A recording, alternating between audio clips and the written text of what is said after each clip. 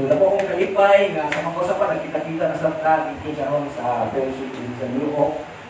Bumigan sa adlaw na natawhan ni Gitan Gomez Panto. Wow. Basta bata gani mo magkakal yung panalangin, di ba? Nabi panalangin nga sunod ba? Salamat sa Ginoo kay ang mga bata matugpan ni David diya sa Salmo. Mo ni gitawag na daghan kay nga panalangin no ngayang isgutan para sa mga kabataan. Kaya hindi na sa Psalm 127 verses 3 to 5, klaro kayo nga yung isulti ron ingon siya din sa verse 3, behold, children are heritage from the Lord. So, ikan din sa Ginoo ang mga kabataan. Kung nagitawag pa nga pinugdan sa mga bata, ikan din sa Diyos. So, kinikilingon nga maangkol na ito, nga mga papa, mama, nga ako yung anak, no? Kundili, ikan din siya sa Diyos. The fruit of the womb is a reward. Kini nga bata, kaasa siya, reward. No? Parang magitawag nga, ihatag din sa Diyos sa imuha, isip, reward para sa imuha nga kilikanan, no? Ay kasaligan ka ng manahiman ni nga bata. Like arrows in the hand of a warrior. Ang arrow sa hand of a warrior, importante kayo na kayo na yung panglaban. If you have children, pariyo daw ana ang nakitang sa papa at mama. Happy is the man was river full of them. Kung daghan ka anak, basta ko ang panalangin. Kung mas may diligan ka anak to. Ang problema, kuhan man, mag-isuro ka anak. Kaya lang si Samuel, no? At tulo yun na. Pero kung ang imuhang normal lang, kagagaganap, panalangin mo sa Ginoo. You are blessed. Ako kayo na panalangin sa Ginoo. Pero kabalo mo, kung atong lantaw ng atong kalimutan karon, makita natin nga sukahi ang ginalaan sa atong mga katawhan towards the children.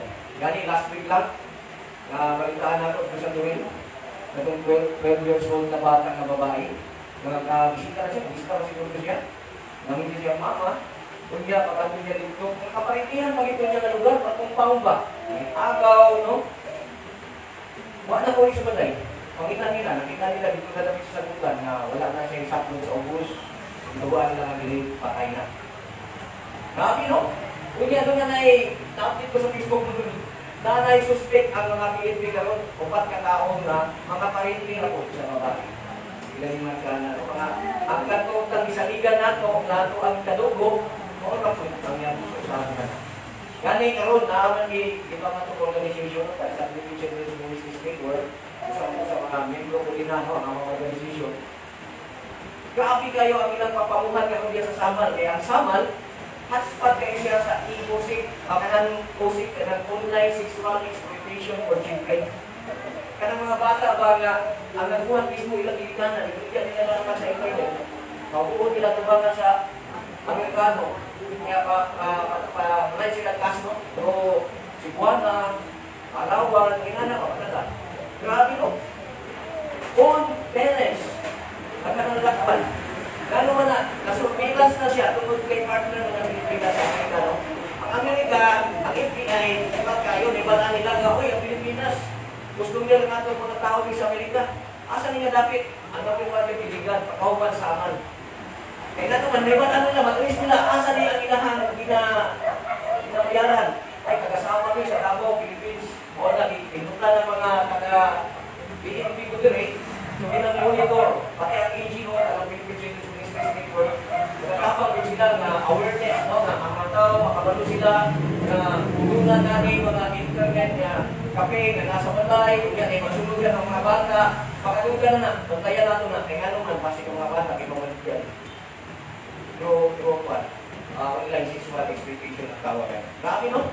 Inana ang pagtratar natin, no? Sa mga kampong, mga kadugo sa mga bata na ibiyal sa ilan.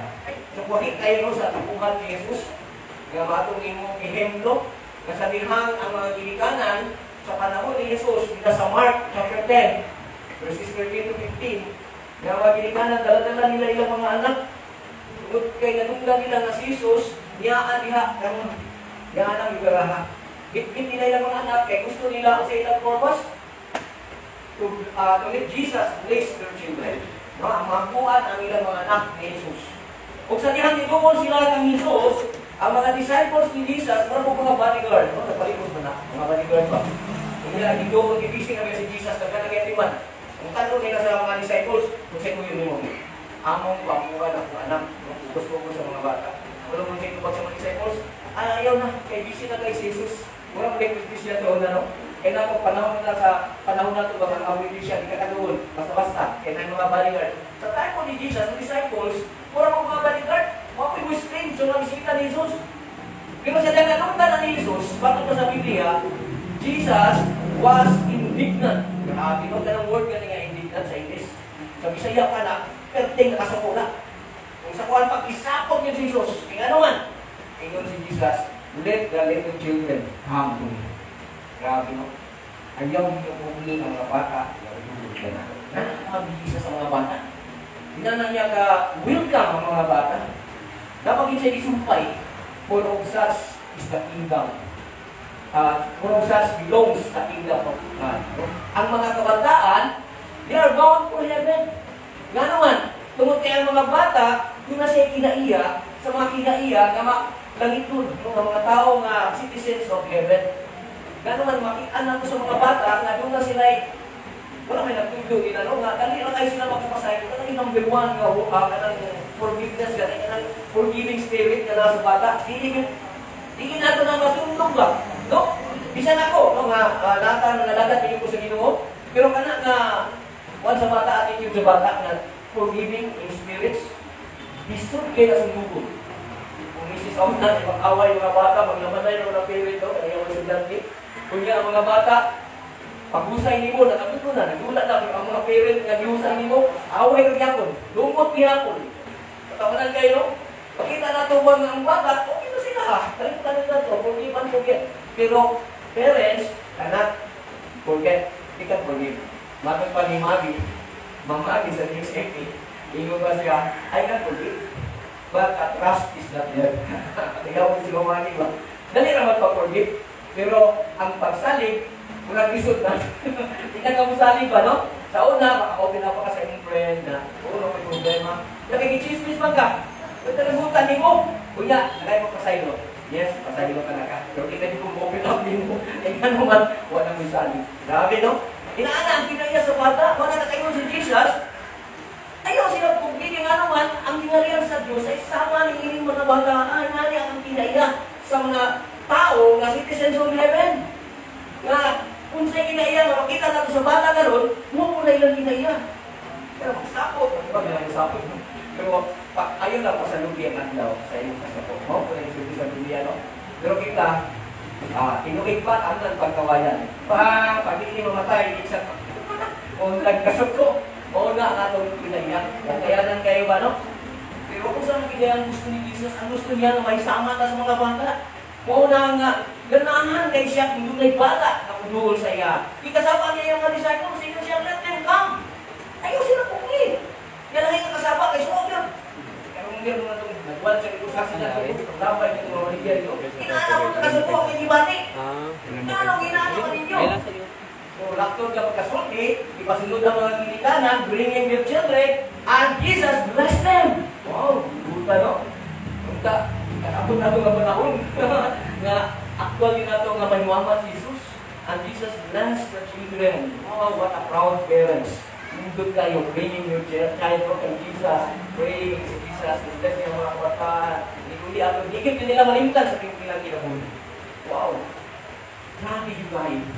Isang isuhan na ka, isang idawat na natin si Jesus lang kung luwas, yun na lang kahapon tayo mga idawat na itong kakayan, o luhod sa kinabuli. Huwag ang atong pagpamintan yun, ang atong imong example, dili ito kayong mga politician nila, mga leaders nila, mga pastors nila, because they are still human. Pero kung atong tatawag na ito mga bata, Lord, ano sabihin nila sa bata? Kaya gusto nga ako maangkong isa, no, may sama sa nanilahat. Tungod kay nobody can enter the kingdom of heaven unless they become like-related children. Gusto kita ang requirement sa Ginoo.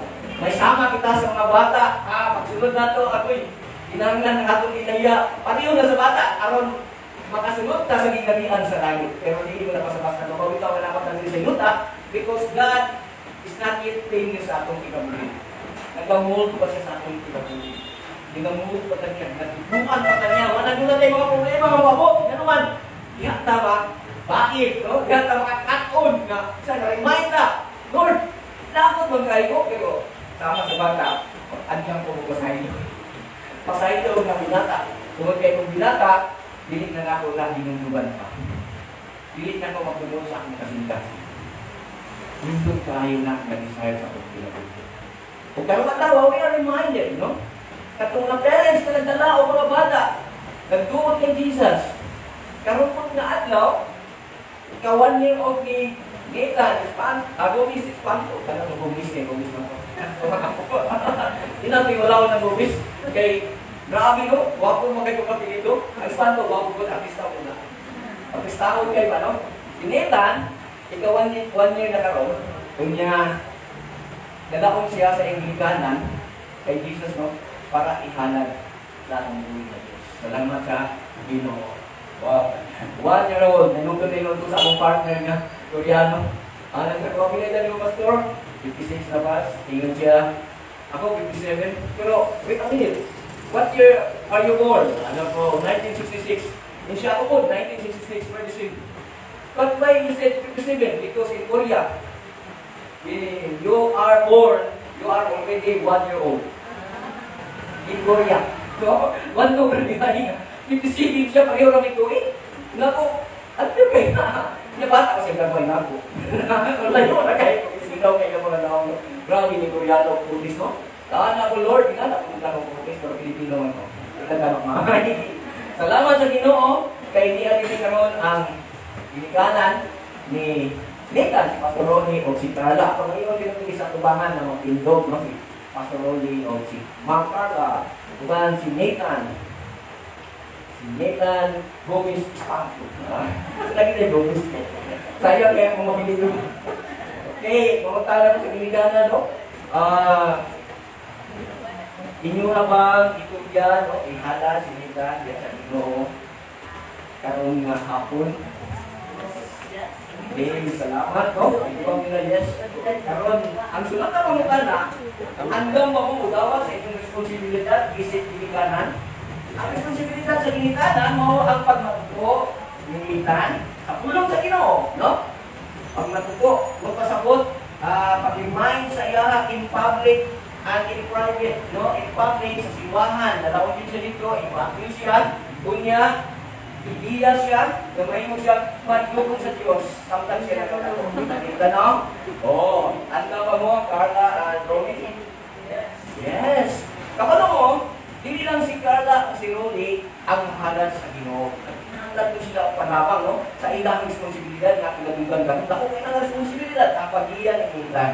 Naginahanglan ko siya o katabang o mga katabang o itong mga taguhang ginikanan, mga ninong, ninang. Atong tawag ko rin, patindugod na ito ang mga ninong, ninang, ginaitan.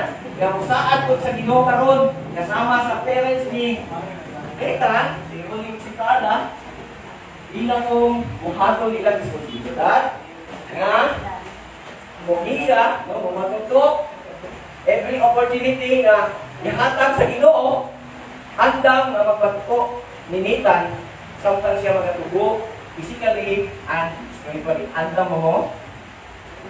Yes, handang. O gili lang ang mga nino, no? Pati kung ang friends nga nasa likuran, mga lola, mga angke, mga tita.